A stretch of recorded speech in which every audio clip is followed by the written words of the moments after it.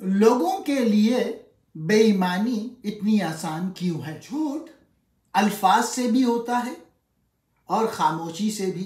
Corrupt सियासतदान बाकी 90% को भी बुरा दिखाते हैं। जो मेरा पर्स चोरी करता है वो कचरा चोरी करता है, लेकिन वो जो मुझसे मेरी नेक नामी छीन लेता है, मुझसे वो चीज़ छीन ली जो उसे गनी नहीं बनाती और मुझे वाकई गरीब बना देता है। इस दुनिया में दो तरह के लोग होते हैं, ईमानदार और बेईमान। वॉरेन बफेट ने कहा कि किसी भी इंसान में 3 चीज़ें देखते हैं। नंबर 1 है ईमानदारी, दूसरी है उसकी एनर्जी और तीसरी है उसकी इंटेलिजेंस, ये कितना वो ज़हीन है। वॉरेन बफेट कहते हैं कि अगर पहला मौजूद नहीं है, अगर ईमानदारी मौजूद नहीं है, बेहतर है कि पर्सन डम और डफर हो, क्योंकि अगर उसमें ईमानदारी नहीं है तो वो आपको बहुत नुकसान पहुंचा सकता है। ऐसा काम जो कि धोखाधड़ी या गलत है, बेईमानी कहलाती है।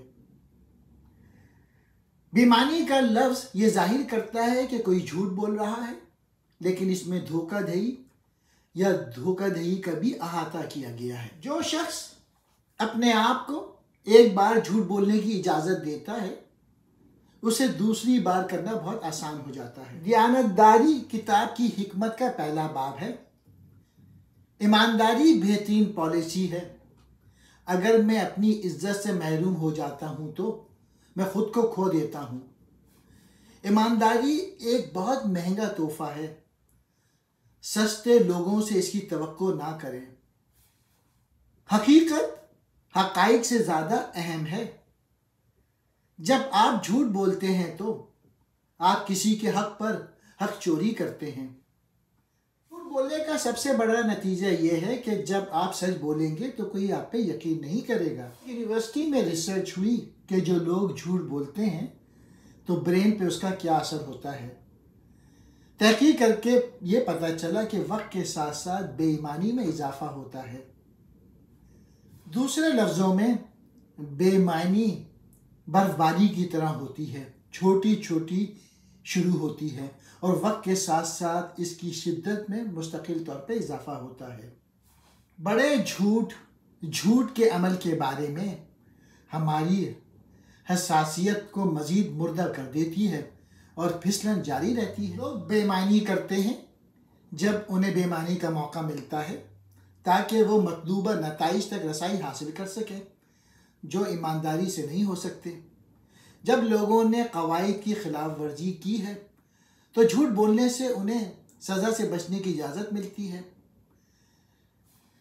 जब झूठ बोलने से मनफी जज्बात उभरते नहीं तो हम अपने झूठ की शिद्दत को बढ़ा सकते हैं।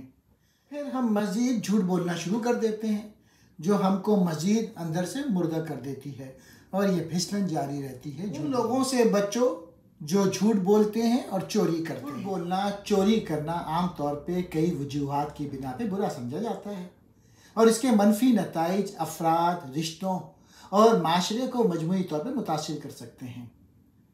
झूठ बोलना, चोरी करना एतमाद को मजरूह करता है, जो किसी भी सेहतमंद रिश्ते के लिए एक अहम बुनियाद है। एक बार जब एतमाद टूट जाता है तो उसे दोबारा बनाना मुश्किल हो जाता है। मुस्तकिल बेईमानी, चोरी ताल्लुकात को कशीदा कर देती है, जिससे नाराज़गी, गलतफहमियाँ और यहाँ तक कि दोस्ती, बंधन ये सब टूट जाते हैं। झूठ बोलना, चोरी करने से ज़ाती तरक्की रुक जाती है। सच्ची ज़िंदगी गुजारना खुद आगही और ज़ाती तरक्की की इजाज़त देता है। झूठ बोलना, चोरी करना खुद का गलत एहसास पैदा करता है और तजुर्बात से सीखने की सलाहियत को रोक देता है। ये तनाव और इज़्तिराब पैदा करता है। झूठ को बरकरार रखना, चोरी को बरकरार रखना ज़हनी और जज्बाती तौर पे टैक्स लगा सकता है। पकड़ जाने का खौफ या झूठ बोलने से वाबस्ता जुर्म, तनाव और इज़्तिराब में हिस्सा डालता है। एक बार जब कोई शख्स झूठ में, चोरी में फंस जाता है तो उसकी साख को नुकसान पहुंच सकता है। دوسرے ان کی ساکھ اور دیانت پہ سوال اٹھاتے ہیں۔ جھوٹ بولنا، چوری کرنا، اس سے قانونی مسئلے بھی آ جاتے ہیں۔ کچھ جھوٹ قانونی نتائج کا باعث بن جاتے ہیں، جھوٹی گواہی، دھوکہ دہی۔ جھوٹ اور چوری دماغی صحت پہ اثر کرتا ہے۔ دائمی جھوٹ بولنے کا تعلق بنیادی نفسیاتی مسائل سے ہو سکتا ہے، اور یہ ذہنی صحت کے مسائل جیسے کہ جرم، شرم یا حقیقت کا مس شدہ احساس میں حصہ ڈال سکتا ہے۔ جھوٹ بولنا، چوری کرنا دوسروں کو نقصان پہنچانا ہے۔ جھوٹ دوسرے لوگوں پر براہ راست اور بالواسطہ اثرات مرتب کرتا ہے۔ غلط معلومات، غلط فیصلہ سازی، جذبات کو مجروح کرنے، یہاں تک کہ جسمانی نقصان کا باعث بنتا ہے۔ رسول اللہ صلی اللہ علیہ وآلہ وسلم نے فرمایا کہ ایمانداری نیکی کی طرف لے جاتی ہے، اور نیکی جنت کی طرف لے جاتی ہے، اور جھوٹ گمراہی کی طرف لے جاتا ہے، اور وہ پھر جہنم میں لے جاتا ہے۔ بے ایمانی، غداری، دھوکہ دہی، بدعنوانی، جھوٹ اور دھوکہ دہی کو ناپسند کرتا ہے۔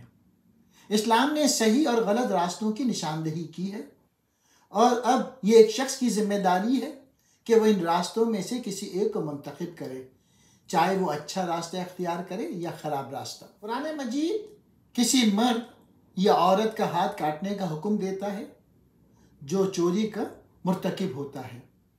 اس سے انسانی معاشرے میں بدعنوانی اور افراتفری ختم ہوتی ہے۔ دیکھو، اپنے پڑوسی کے خلاف جھوٹی گواہی نہ دینا، چوری مت کرو، جھوٹ مت بولو، ایک دوسرے کو دھوکہ نہ دو۔